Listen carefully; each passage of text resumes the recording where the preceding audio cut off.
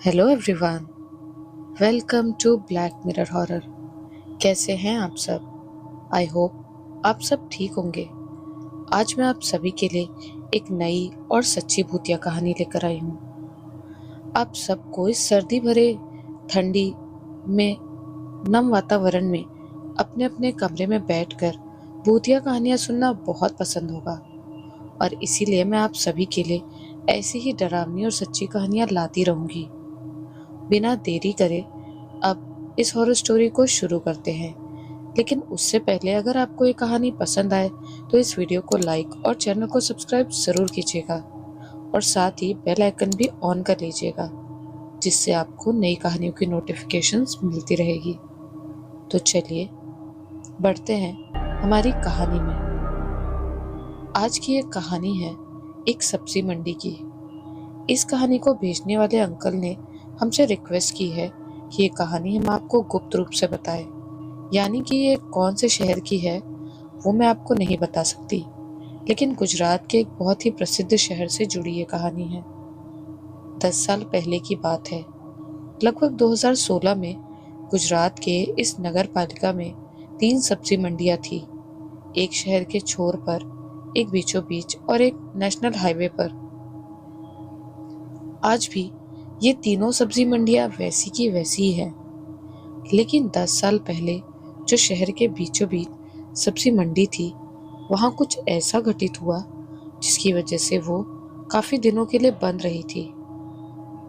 गुजरात के एक मशहूर शहर के बीचों बीच एक जगह थी, महानगर पालिका की छोटी शाक मार्केट। दिन में यहाँ चहल पहल रहती थी। हर तरफ से लोग आते, सब्जियों के दाम पर बहस करते, और धीरे धीरे शाम होते होते ये जगह सूनी होने लगती। लेकिन इस मार्केट की सबसे डरावनी बात ये थी कि जैसे ही रात का अंधेरा होता, यहाँ का सन्नाटा किसी कफन की तरह फैल जाता। आसपास के दुकानदारों ने तो कसम खा रखी थी कि शाम के बाद वे यहाँ पैर तक नहीं रखेंगे। लोग कहते थे कि इस मार्केट में एक बूढ़ा आदमी आता था, कभी कभी एक बूढ़ी औरत भी। दोनों की शक्ल इतनी धुंधली और अजीब लगती थी कि जिसने भी उन्हें देखा था वो कांप उठा। सबसे डरावनी बात ये थी कि वे भी यहाँ पर सब्जी बेचने आते थे, पर उन सब्जियों में न जाने कैसी अशुभ शक्ति भरी होती कि जिसने भी उनसे वो सब्जी खरीदी, उसके घर उसी दिन कोई ना कोई अनहोनी जरूर होती थी। लेकिन अजीब बात ये थी कि कोई पहचान नहीं पा रहा था कि एक साथ 50 लोग सब्जियां बेचते हैं। उनमें से वो लोग कौन थे?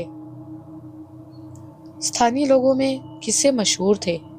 कोई कहता था कि जिस दिन उस बूढ़े की सब्जी खा लो, उसी रात घर का कोई बीमार पड़ जाता। कोई कहता कि बूढ़ी औरत की सब्जी से पूरे घर में अजीब सी बदबू फैल जाती, जैसे सड़ते मांस की गंध हो। कुछ कहते कि उन सब्जियों को जैसे ही हम घर पर हाथ लगाते, कीड़े पड़ जाते। लेकिन शहर के बाहर से आने वाले लोग जो इन कहानियों से अनजान थे, कई बार मुश्किलों में फंस जाते। एक दिन की बात है जब आरव, जो कि हमारी इस कहानी का हिस्सा है, यानी ये कहानी उसी की है, उसकी बारी आई। कहानी शुरू होती है आरव से। आरव लगभग उस समय 27 साल का एक साधारण नौकरी करने वाला युवक था। स्वभाव से हंसमुख, पर अंदर से जरा जिज्ञासु किस्म का। उसे रहस्यमय जगहों और अजीब घटनाओं में काफी दिलचस्पी थी। वो इस शहर के पास में ही रहता था। एक दिन उसके घर में उसकी बड़ी बहन की शादी की तैयारियां चल रही थी। घर पर रिश्तेदार भरे पड़े थे, नाच गाना, हंसी ठिठोली और देर रात तक हलचल। अचानक रात के करीब 12:30 बजे उसकी माँ ने कहा, आरव बेटा, घर में मेहमान आए हैं और शादी को 3 दिन बाकी है, लेकिन सब्जी खत्म हो गई है। सुबह सब्जी मंडी खुलने का इंतजार नहीं कर सकते। जरा किसी से सब्जी ले आओ, मैं तुझे पर्ची देती हूँ। आरव पहले तो हंसा। माँ, कौन सब्जी वाला इस वक्त दुकान खोलेगा? सब तो सो रहे होंगे। तभी घर के एक रिश्तेदार ने कहा, नहीं नहीं, छोटी शाक मार्केट में नाइट शिफ्ट वाले ठेले रहते हैं। मैंने सुना है कुछ लोग आधी रात को भी वहां से सब्जी ले लेते हैं। आरव ने कहा, अरे अंकल, वहां रात को कोई नहीं जाता। तो उन्होंने कहा, अरे बेटा, जाता नहीं, लेकिन नाइट शिफ्ट वाले जो रिक्शा चलाते हैं, अगर उनको कहो तो वो अपने ठेलों से सब्जियां निकाल देते हैं। आरव को ये सुनकर अजीब सा लगा, लेकिन माँ का आदेश टालना आसान नहीं था। घर में बहन की शादी थी। उसने अपनी बाइक उठाई और निकल पड़ा। आधी रात को सड़क पर हल्के ट्रैफिक में आरव ये सोचता हुआ जा रहा था कि अगर मामा की बात गलत निकली तो मैं उनको कल रसोइये के साथ ही बैठा दूंगा। आरव ने देखा कि आम दिनों के हिसाब से आज सड़कें सुनसान थी। लाइटें जल रही थी, मगर चारों तरफ सन्नाटा ऐसा था कि जैसे पूरा शहर सो चुका हो।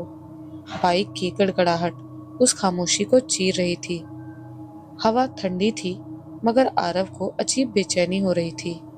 जैसे ही वो मार्केट के पास पहुंचा, उसे दूर से टूटी फूटी दुकानों की कतार दिखाई दी।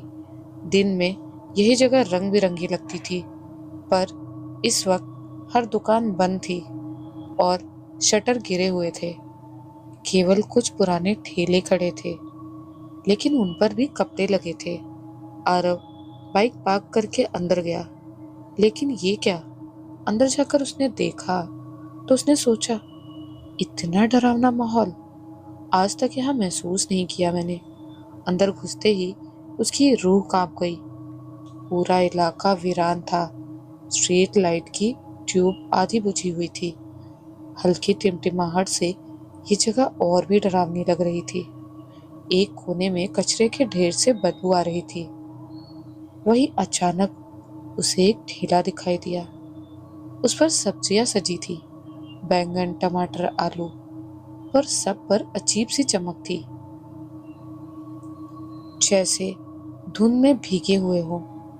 लेकिन उन पर एक पारदर्शी कपड़ा लिपटा था और मालिक कहीं आसपास दिखा नहीं।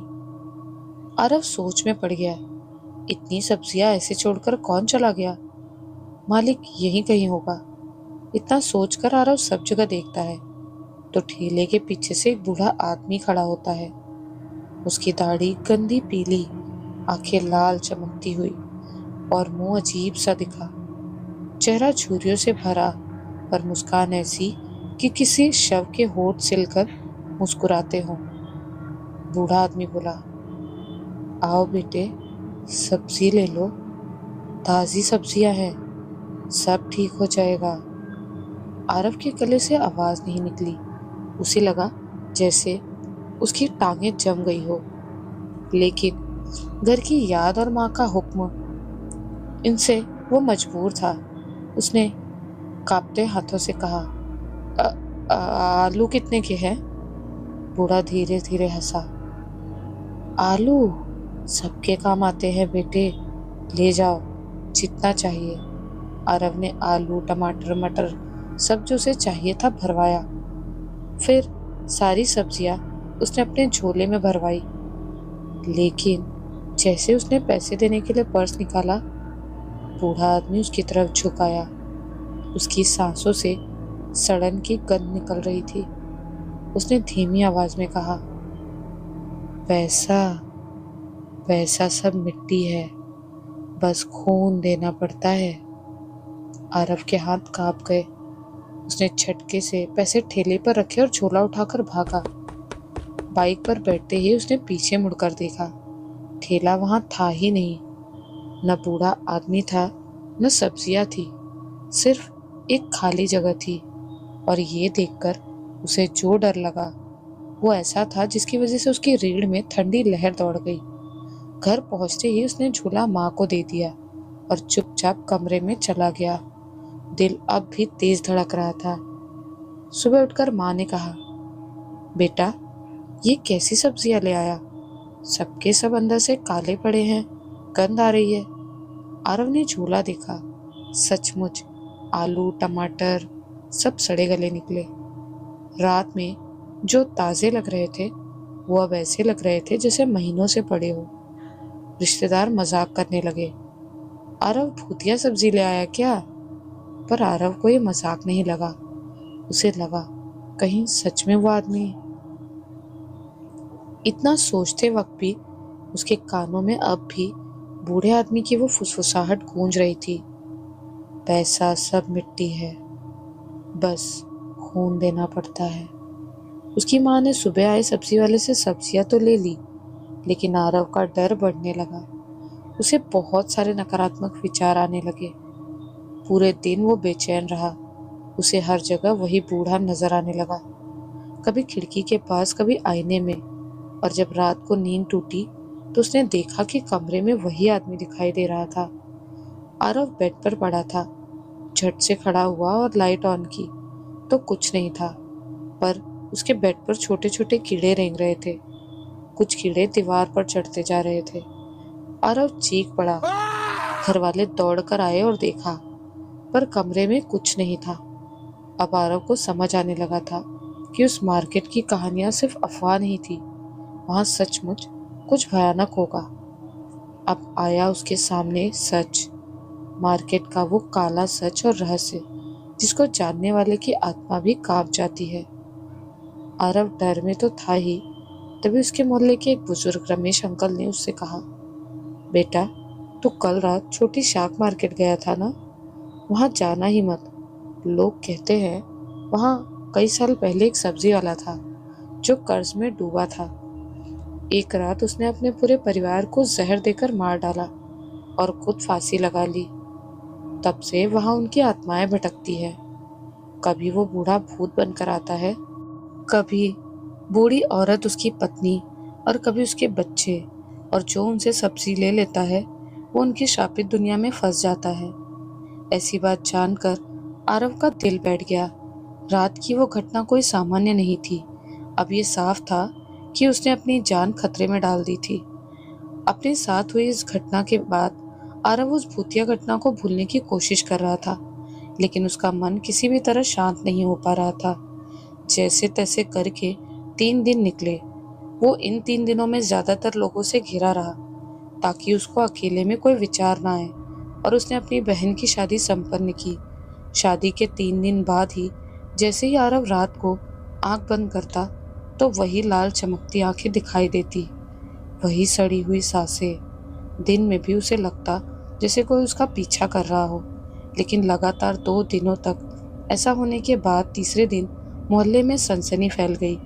मोहल्ले के ही एक युवक सुनील का शव मार्केट के पास मिला। उसका चेहरा पूरा नीला पड़ गया था, जैसे किसी ने उसका गला दबा दिया हो। उसके हाथ में अब भी आधा झोला सब्जी का पड़ा था। लोग फुसफुसा रहे थे, सुनील रात को सब्जी लेने गया था। और इतना सुनते ही आरव के पैरों तले की जमीन खिसक गई। यही तो वो जगह थी जहां वो खुद कुछ दिनों पहले गया था। अब आरव को एंजाइटी होने लगी। उस रात आरव घर के छत पर टहल रहा था। अचानक नीचे आंगन से आवाज आई। आरव वहां ऊपर से झांक कर देखने लगा। वहां जमीन पर वही बूढ़ा खड़ा था, हाथ हिला रहा था जैसे सब्जी बेच रहा हो। ले लो बेटे, ले लो, वरना भूखा मर जाएगा। खून से मीठी सब्जी है, सस्ते दामों में ले लो। उसको देखने के बाद आरव का पूरा शरीर सुन्न हो गया। वो भागकर कमरे में घुसा और दरवाजा बंद कर लिया। लेकिन जैसे ही उसने खिड़की की ओर देखा, वहां वही बूढ़ा खड़ा था, बिल्कुल पास।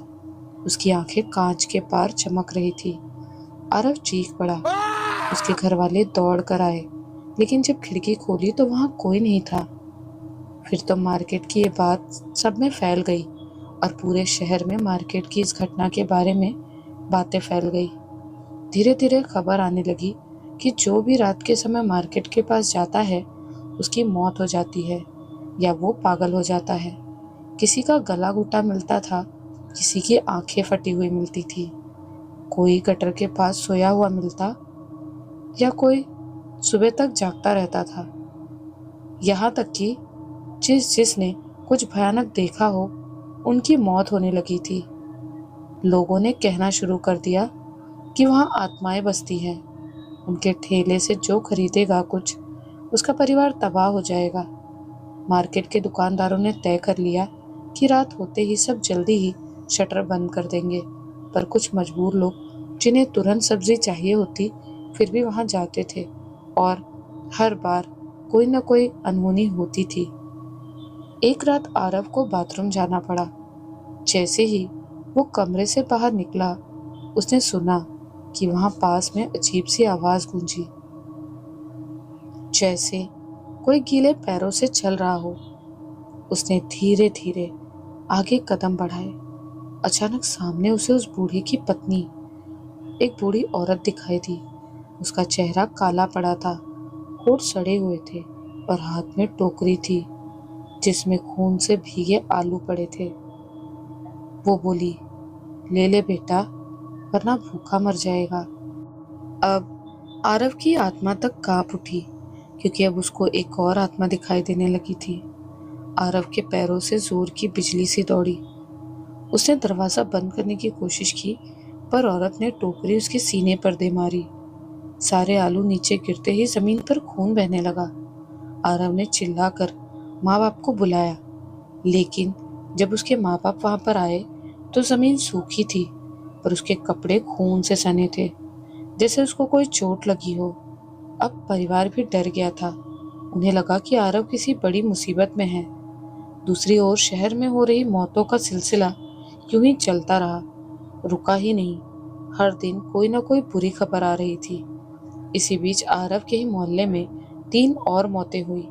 सभी का एक ही पैटर्न था। उनका रात को मार्केट जाना, सब्जी लेना और सुबह तक या तो पागल हो जाना या मर जाना। एक आदमी गजेंद्र, जिसने रात को शराब पीकर उस मार्केट के किनारे पेशाब किया था और अपने नशे में वहां की आत्माओं का मजाक उड़ाया था, उसकी मौत और भी खतरनाक तरीके से हुई। उसने कहा था कि ये सब बकवास है, कोई भूत प्रेत नहीं होता। वो दोस्तों के साथ हंसते हुए आधी रात को मार्केट गया था। सुबह उसका शव खाली ठेले पर पड़ा मिला। आंखें बाहर निकली हुई थी और उसके गले में सब्जियों की माला पड़ी थी। ये देखने किसी भयानक भूतिया पिक्चर जैसा था, लेकिन सबके साथ असल में हो रहा था। इस घटना के बाद पूरे इलाके में दहशत फैल गई।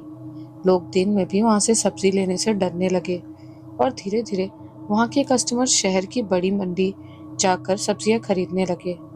बात इतनी गंभीर हो गई थी कि पुलिस केस दर्ज हुआ और छानबीन शुरू हुई, लेकिन जब तक पुलिस एक्टिव थी कुछ नहीं हुआ और उनको क्राइम का कोई सबूत मिला ही नहीं। इस पुलिस की नाकामी ने सबका दिल बैठा दिया। सब जान गए थे कि जो शक्तियां हैं उनके सामने पुलिस कुछ नहीं कर सकती, क्योंकि सब्जियां तो वहां से नहीं लेते थे, लेकिन लोगों को वहां से आना जाना तो होता ही था। पुलिस ने मामला संभालने की बहुत कोशिश की। रात को उन्होंने मार्केट में पहरा लगाया, पर सुबह जब लोग पहुंचे तो पास के एक दुकानदार की लाश मिली। उसका शरीर ठेले पर लटक रहा था। पुलिस को लगा ये कोई सीरियल किलिंग का मामला है, इसीलिए उन्होंने पहरा देना जारी रखा। धीरे धीरे उनको फुसफुसाहट सुनाई देने लगी, पैरों के चलने की आवाज आने लगी और यहाँ तक कि रात के 2:30 बजे जब वो अपने बोलेरो में बैठे चाय पी रहे थे तो उनको ऐसा महसूस हुआ जैसे गाड़ी में कोई चढ़ा हो। वो अनुभव ऐसा था जैसे किसी ने रोड से गाड़ी में बैठकर उनको देखना शुरू कर दिया हो। पुलिस वाले का कहना था कि उनके कांस्टेबल्स को यह डरावना अनुभव हुआ।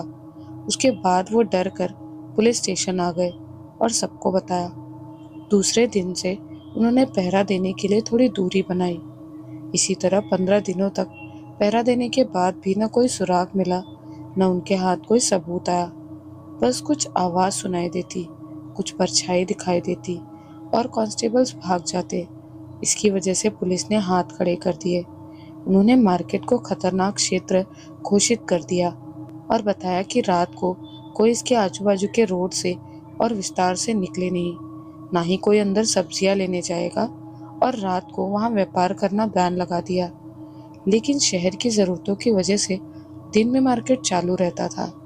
इस बैन के बाद एक अखबार में एक खबर आई, एक आरव की ही उम्र का लड़का उस मार्केट के सामने 300 मीटर की दूरी पर जो बिल्डिंग है वहां से दूरबीन लेकर कुछ देख रहा था। तो जब उसने मार्केट देखा और जूम किया तो उसके होश ही उड़ गए।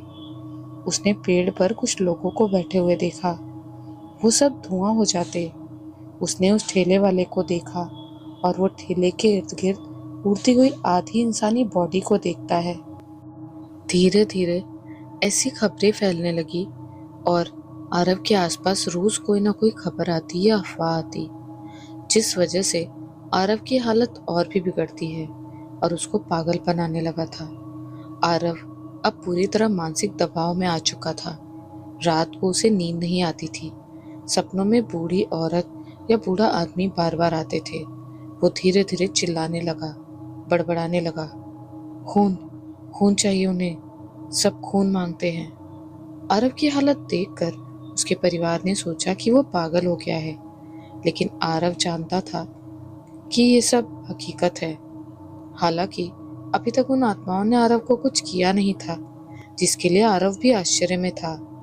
2 दिन बाद रात को जब आरव के घर में फिर से काफी सारे मेहमान आए थे और सभी लोग सो रहे थे, आरव को कहीं पर सोने की जगह नहीं मिली, तो वो हॉल में सोफे पर सोया हुआ था। गर्मियों का समय था, लेकिन आरव को अचानक ठंडी हवा लगी। उसने आंखें खोली तो देखा उसका पूरा हॉल एकदम ठंडा था, मानो किसी ने एसी को एकदम कम टेम्परेचर पर चला रखा हो। ठंड से भरा उसका हॉल और उसको बदबू भी आने लगी थी, जैसे सड़े हुए आलू, टमाटर, कद्दू और भी सब्जियां उसके सामने रखी हों। आरव को उल्टी आने लगी तो वो दौड़कर बाथरूम की ओर गया, लेकिन सड़े हुए बैंगन में उसका पैर आया और वो गिर गया। उसने जोर से बाथरूम का दरवाजा खोला, लेकिन वहां से धीरे धीरे बूढ़ा आदमी बाहर निकला। बेटा, अब तू हमारा है, हमसे भाग क्यों रहा है? हमने तुझे कहाँ अभी तक कुछ किया है? आरव चीखते चीखते बेहोश हो गया। जब सुबह उसके परिवार ने देखा तो कमरा बिल्कुल साफ था, लेकिन आरव के शरीर पर नीले नीले निशान थे, जैसे किसी ने उसका गला दबाया हो। अब मामला साधारण नहीं रहा था। मोहल्ले के लोग इकट्ठा हुए और तय किया कि इस मार्केट को पूरी तरह बंद करना होगा। लोगों ने रात को तो यहाँ से निकलना बंद कर दिया था, लेकिन दिन में भी ये मोहल्ला शमशान जैसा लगने लगा था। मोहल्ले के बुजुर्गों ने तुरंत एक बैठक बुलाई। सबकी आंखों में डर था। कई सारे लोगों की मौत और रात रात भर सुनाई दे रही चीखों ने पूरे इलाके को दहला दिया था। लोग अब अपने घरों में भी चैन से नहीं रह पा रहे थे। सभी ने मिलकर तय किया कि अब इस मामले को दबाने से काम नहीं चलेगा। सभी ने मिलकर पास में स्थित नदी के किनारे बस एक छोटे से गांव के बुजुर्ग पंडित हरिहर को बुलाया। पंडित हरिहर ने गंभीर स्वर में कहा, ये कोई साधारण प्रेत नहीं है। ये आत्माएं अधूरे बदले के कारण भटक रही है। जब तक इन्हें न्याय नहीं मिलेगा, तब तक ये चैन से नहीं बैठेंगी। सबने पूछा, कैसे न्याय? तब पंडित जी ने बताया कि जिनसे पैसे उधार लिए गए थे, उन्होंने परिवार को काफी दुख दिया था। बहुत बार मारा और महिलाओं का अपमान किया गया था। वो लोग इसी शहर के थे और इसीलिए इस शहर से बदला लिया जा रहा है। उनकी बात सुनकर सभा में सन्नाटा छा गया। तभी उन्होंने कुछ पुरानी फाइलें और अखबार की कटिंग्स टेबल पर रखी। धीरे धीरे कहानी खुलने लगी। करीब 20 साल पहले इसी मार्केट में रघुनाथ नाम का सब्जी वाला ठेला लगाता था। उसकी पत्नी कमला भी साथ बैठा करती थी। रघुनाथ मेहनती और सीधा साधा आदमी था, लेकिन कुछ लालची साहूकारों से उसने कर्ज लिया हुआ था। समय पर ब्याज न चुका पाने पर साहूकारों ने उसकी जिंदगी को नरक बना दिया था। आखिरकार एक दिन उन साहूकारों ने षड्यंत्र रच डाला। रघुनाथ के ठेले पर जहर छिड़क कर रख दिया गया। उसी जहरीली सब्जी से कई परिवार बीमार पड़े और दर्जनों लोगों की मौत हो गई। पुलिस ने बिना जांच किए सारा दोष रघुनाथ पर डाल दिया। भीड़ ने गुस्से में उसे और उसकी पत्नी को बीच बाजार पीट पीट कर मारा। इस बात को काफी दिन बीत गए थे, लेकिन उनको यहाँ पर सब्जियां बेचने के लिए बैठने नहीं देते थे, तो उन्होंने आत्महत्या कर ली, क्योंकि खाने पीने के भी पैसे नहीं थे। उस दिन से मार्केट में एक अजीब तरह की शांति दिखने लगी थी, लेकिन उनकी आत्माएं वहीं की वहीं भटकती रही। जो पीड़ा उन्होंने सही, वही पीड़ा वे अब दूसरों को देना चाहते थे। पंडित हरिहर ने सभा में कहा, यह आत्माएं किसी कारणवश आरव से जुड़ चुकी हैं। क्योंकि आरव ने आधी रात को उन्हीं से सब्जी खरीदी थी। अब वे उसे आसानी से नहीं छोड़ेंगी। आरव का चेहरा पीला पड़ गया था क्योंकि वो ठीक से खाता पीता भी नहीं था। उसका शरीर कांप रहा था। पिछले कुछ दिनों से वो अजीब सपनों और अचानक होने वाली घटनाओं से परेशान रहने लगा था।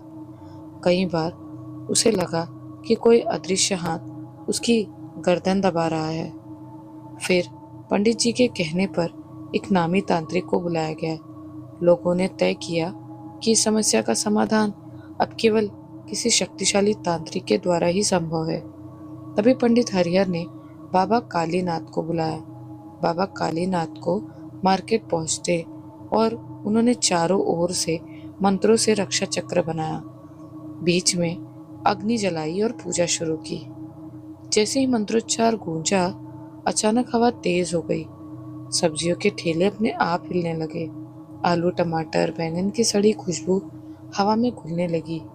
हवन कुंड की झदकती लपटों से बूढ़ा आदमी और औरत प्रकट हुए। उनकी आंखें खून की तरह लाल थी। वे चीख रहे थे, हम निर्दोष थे, हमें क्यों मरने पर मजबूर किया गया, अब हम सबका खून लेंगे। पूरे इलाके के लोग ये दृश्य देखकर कांप उठे। लोग डरकर भागने लगे। बाबा कालीनाथ ने मंत्र पढ़ते हुए उन्हें वश में करने की कोशिश की, लेकिन आत्माएं और उग्र हो गई। उन्होंने हवा में सब लोगों को उठाना शुरू कर दिया और पटकना शुरू कर दिया। किसी के गाल से खून निकल आया तो किसी के कान से। अचानक एक ठेला अपने आप उल्टा हो गया और उसके नीचे दबकर एक आदमी फंस गया। लोग उसे बचाने दौड़े, मगर तभी आत्माएं अदृश्य होकर उन लोगों को पीछे ढकेल दी। आरव चिल्लाया, कृपा करो, मैं आपको न्याय दिलाऊंगा, लेकिन निर्दोषों को मत मारो। आत्माएं ठिठक गई। उनकी आंखों से आंसुओं की बूंदें टपकी। वे धीमे स्वर में बोली, हमसे वादा कर कि हमारे असली गुनहगारों को सजा मिले। आरव ने कांपते हुए सिर हिला दिया। अगले दिन से ही पंडित हरिहर और कुछ साहसी नौजवानों ने पुराने कागज खंगालने शुरू किए।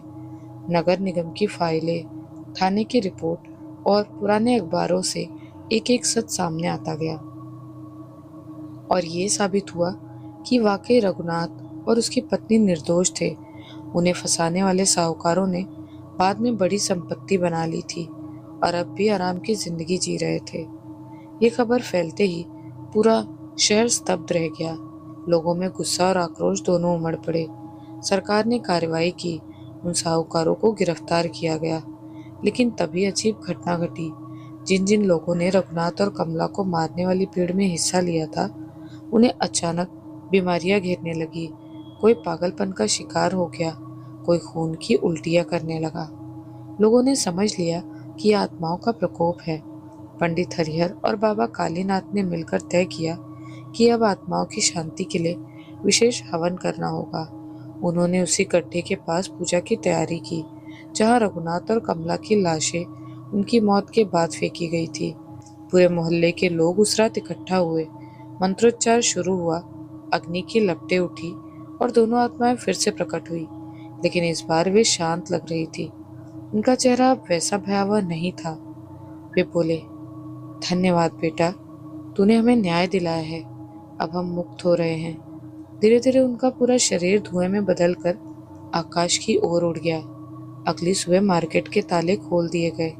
लोगों ने तय किया कि वहां एक मंदिर भी बनाया जाएगा ताकि पूजा पाठ और मंत्रोच्चार चलते रहें और आत्माओं को सदैव शांति मिले, ताकि भविष्य में ऐसा किसी के साथ अत्याचार ना हो। आज उस मंदिर में रोजाना दीपक जलता है और लोग सब्जी लेने जाते हैं तो वहां माथा भी टेकते हैं। पर आज भी रात के समय अगर कोई अकेला उस मंदिर के पास जाता है तो उसे हल्की सी सब्जियों की खुशबू महसूस होती है और दूर से आती आवाज, सब्जी ले लो, अब भी सुनाई देती है। सब शांत होने के बाद आरव भी ठीक हो गया और उसने राहत की सांस ली, लेकिन उसके दिल में हमेशा ये डर बना रहा कि कहीं भविष्य में कोई और निर्दोष आत्मा उसी मार्केट से लौट कर ना आ जाए। आपको ये कहानी कैसी लगी हमें कमेंट्स में ज़रूर बताइएगा। और क्या आप गेस कर सकते हैं कि ये कहानी कौन से शहर की है? हमने ये बात गुप्त रखी क्योंकि आज उस शहर की तीनों सब्जी मंडी में हजारों लोग आते हैं और अब सब कुछ शांत है। कहीं अगर फिर से ये बात फैलने लगी तो पता नहीं क्या होगा। तो आज की कहानी में बस इतना ही। आपको कैसी लगी ये कहानी हमें कमेंट्स करके ज़रूर बताइएगा। मिलती हूँ एक नए वीडियो में आप सभी से बहुत जल्द फिर से कुछ ऐसी ही नई और खौफनाक सच्ची डरावनी कहानियों के साथ। तब तक के लिए बाय एंड टेक केयर।